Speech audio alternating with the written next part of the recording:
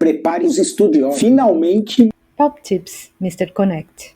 Hi, Blair here with MXM. In that last video, I was talking about member experience strategy and about some of the work from the books Unreasonable Hospitality by Will Guidara and Know What Matters by Ron Shaich of Panera Bread, formerly CEO of Panera Bread. And I talked about what matters in the fitness industry, and certainly all your great equipment, how you invest, all of that matters.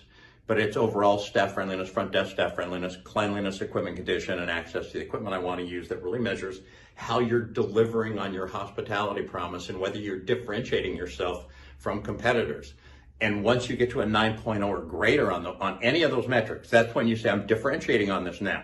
I'm at 9.3 on overall staff friendliness. That's becoming a differentiator for me.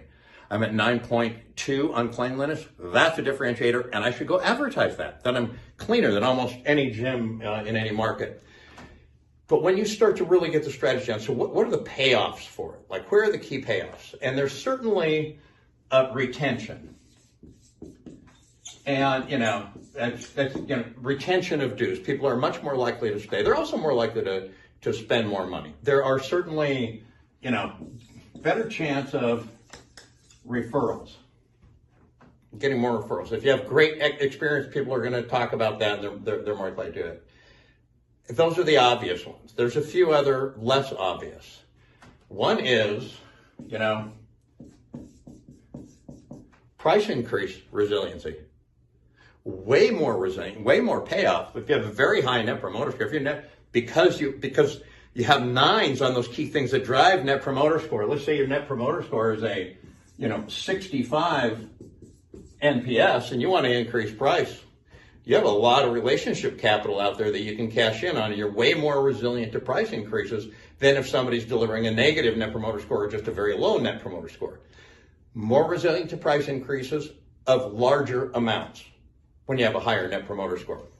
The last one is what I'm going to call high value cancellations. You're still going to have cancels. But as those canceled members go out into, back into your marketplace, are they poisoning that pond? Or are they actually just still talking great things about you? And this is one thing that I think people overlook a lot. If you have 100 cancels in a month and your net promoter score is a 7, 8, 9, 10, or 20, somewhere in there, the people that are canceling and going back out into your marketplace are not saying great things about you. If you have a high net promoter score, you're 50 or higher on your net promoter score, people that cancel are still saying great things about you, as long as you didn't torture them with your cancellation process, which, we should make that process very easy, so it's very easy for people to come back. So this is this is part of the payoff of having a great member experience strategy. And I'm going to keep pushing. Overall staff friendliness, front desk staff friendliness, cleanliness, equipment condition, and access to the equipment I want to use are the core pieces. And then there's some other numbers around that based on your model. And everyone in this industry should be measuring that and understanding it and managing to it, like innovating around those numbers so that you get more and more of this. That's it for now. We're going to start going into some of the tactics around this.